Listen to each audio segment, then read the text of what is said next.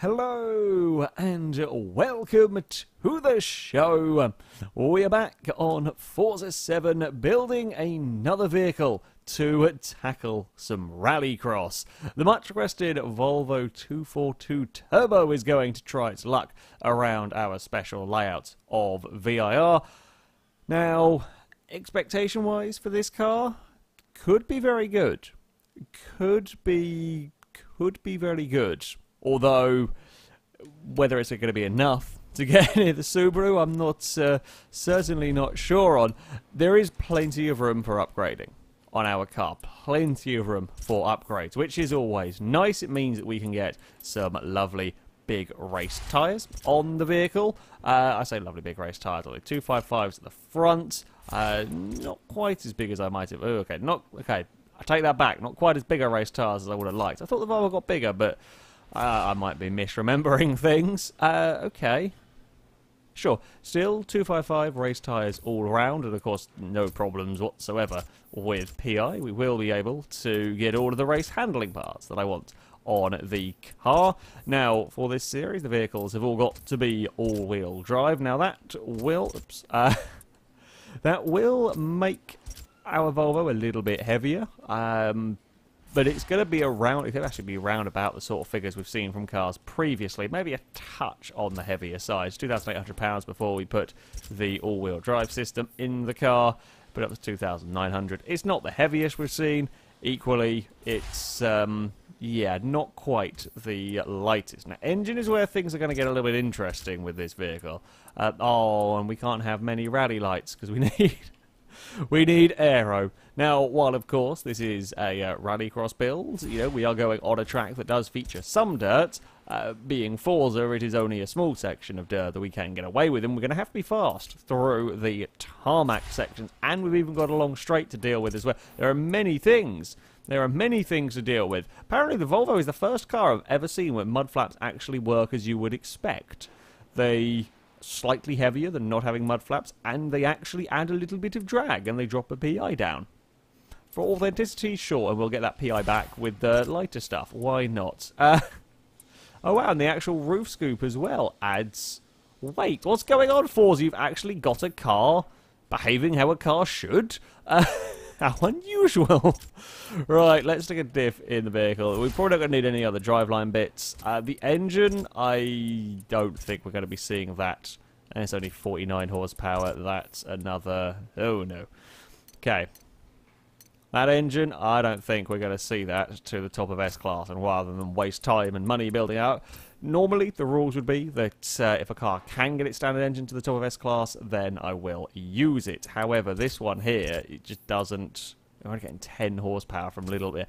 It's not. It doesn't look like it's going to be one that's going to get up to the required PI. So we will have to swap the engine. Now our options here: 2.6 litre i6, not a terrible engine. It is slightly heavier than what we have in the car currently. Or we can get the 6.2 litre V8, which is again a fraction heavier but lighter than the i6, and of course plenty of power from the V8.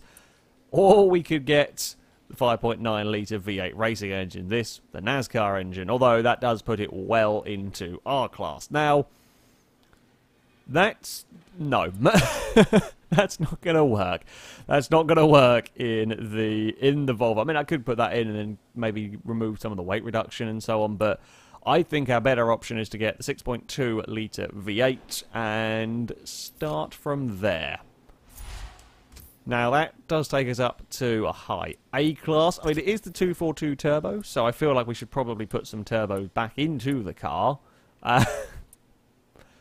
Yeah, we'll give it an extra turbo. Because why not? Why not give your Volvo an extra turbo, I say. Anyway, we should probably get some upgrades here. We can get some lightning parts. The exhaust, always my go-to engine part. If you've watched me build cars in the past, always want to go for exhaust first. Gives a decent amount of power and makes the car lighter. Kind of a win-win, really, with that. We're going to be seeing a pretty sizable amount of power, actually, out of this car. I didn't even go to the top one of that. We're up to 618 horsepower, and we're still in S-Class. So we are, yeah, we're going to be getting on for the 700 horsepower mark. That's good going. Now, it won't make it the most powerful car to have run in this series, but the most powerful cars were weighing 4,000 pounds or very close to that. This weighs less than 3 and has got nearly 700 horsepower, and that's a lot of power. That's a lot of power in my Volvo. So, fingers crossed, there can be a lot of speed. I guess we'll have to try and do flywheel on here then. We can get a flywheel on there. Perfect. Might as well have a look, see if we can sneak a clutch upgrade. We can. There we go. We'll save a little bit of weight. Only a tiny fraction, but it's not adding to the PI. So, might as well have it. And gearbox. We can do that as well. Even better. Still not adding to the PI. And a few more pounds shaved off the weight. There we go. Nearly enough 700 horsepower and weighing less than 3,000 pounds. The Volvo is looking like a pretty tough contender, but of course, it's up against, well, a seriously fast Subaru, and it might not be the easiest of vehicles to control when it gets to the twisty parts. So, we have come to the Virginia International Raceway South layout with our own slight alterations to test out the V8 Volvo. Its task is to try and beat the lap time set by the Subaru Impreza 114.3. And that is going to be a tall order because, well, nothing's even really got that remotely close. The Commodore in second is 0.8 of a second down, and in this series where times have been very, very close between all of the cars, that's a big jump. Now, can the Volvo do it? Possibly. I don't think it's going to handle as well as the Subaru, but it might well be able to out-accelerate it over the course of the lap. It might work in the Volvo's favour. I do have just 5 laps to try and get to that sort of lap time. It's certainly not slow. It is certainly not slow accelerating up towards this first corner at almost 150 miles an hour, which is, yeah, I mean, that's quick. I think the Audi Quattro was topping out at about that from a normal lap. I mean, okay, yeah, this is a rolling start, but it's a fairly slow-speed rolling start in comparison to a normal flying lap. So this has definitely got the acceleration. The brakes aren't amazing in this one. The brakes are not the most amazing at slowing the car down. But there's also an element of we are going very quickly into some of these corners. First dirt section, I didn't really get it right. My positioning, not really the car's fault, that one. Yeah, didn't get it right with my positioning. Second corner, oh, it's still struggling a little bit to get that front end to turn in. Oh, it's not a good run on the exit. Not that it matters, of course. With this being from a much slower start, kind of a warm-up lap. Oh, we get many understeers go on there. That's not particularly pleasant. Oh, okay. Very fast and quite understeering. As expected, really, yeah. Don't think it can really compete with Subaru in terms of the cornering, so we're going to have to make up that time. Hopefully, with acceleration, with straight line speed. What are we going to be topping out at? It's 165 miles an hour. In fact, that's scary fast in towards turn 1. Very fast in towards turn 1. We get away with it. We get the car slowed down, but only just. I think it will probably be the fastest vehicle we've had down here. Only marginally. I mean, 160 miles an hour has been roughly what we have been seeing from cars. But, yeah, it's quick. It's quick. We're now going to try and get it sorted out across the grass. That was very, very close to the tyre bundle on the exit there, but we didn't hit it, so that's good enough for me. Right, we're going to chuck the car in very, very sideways here. Now, we want to try and get, that's better, we want to try and get as straighter a run out of that hairpin as we possibly can. That seems to be the way to make lap speed. We'll have a big old break through here.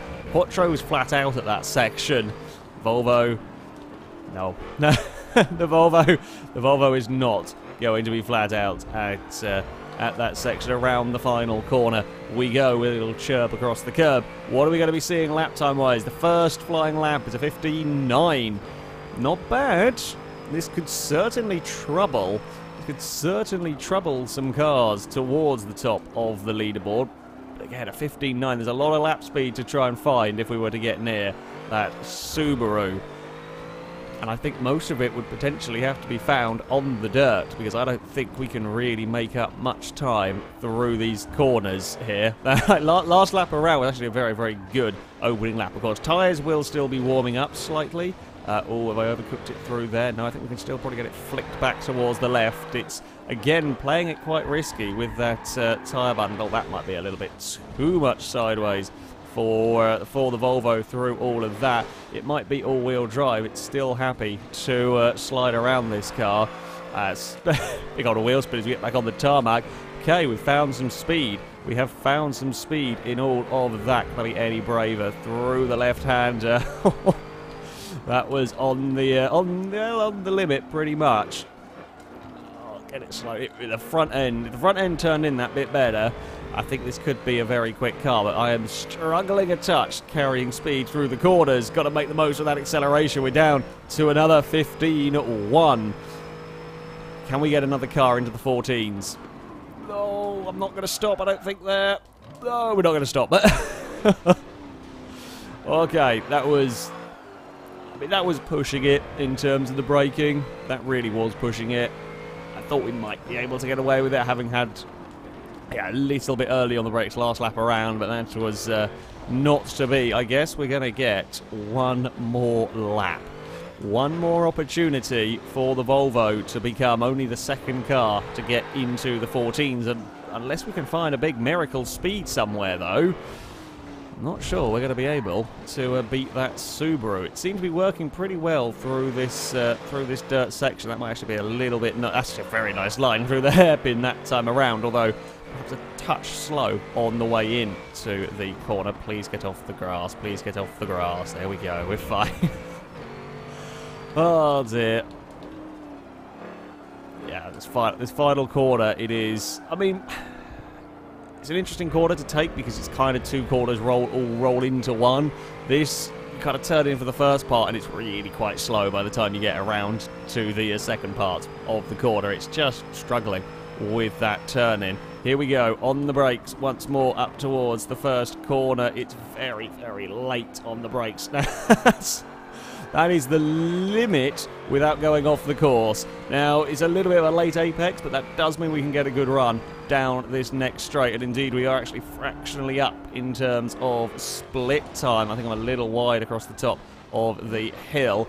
Get the Volvo turn. Now, I'm going to try a slightly different approach through here. Put it in third gear. We might try and minimise some of the sideways stuff. If we're going sideways too much, we're not going forward enough, and that is going to hurt us in terms of lap time. Again, we might be a little wide at the hairpin here.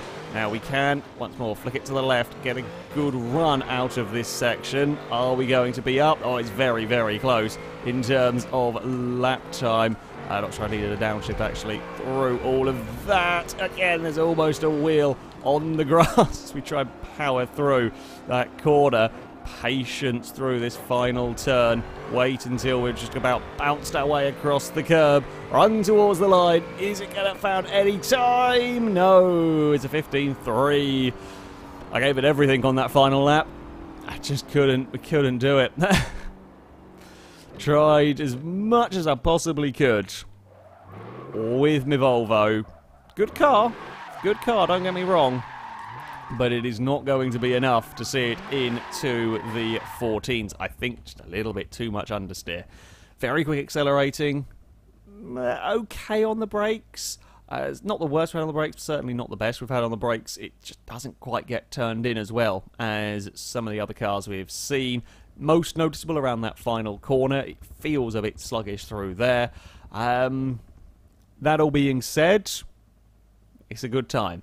It is a good time from the Volvo, and it will put the car into a third place. It just slots in between a Lancia 037 and the Commodore. Not a bad place to be. It's only a fraction down on the Commodore as well. Again, this series continues to be very, very close in terms of the lap times here. Subaru still has a huge lead. Subaru still has a massive, massive lead. in the context of the series, for sure, the acceleration wasn't enough. It was fast, but it wasn't fast enough compared to the Subaru to be able to beat it over the course of the lap. So the Impreza will continue to rule the table. However, the Volvo will get itself into a podium position, for now at least. That, though, is going to be it for this video. Thank you very much for watching, and until next time, goodbye.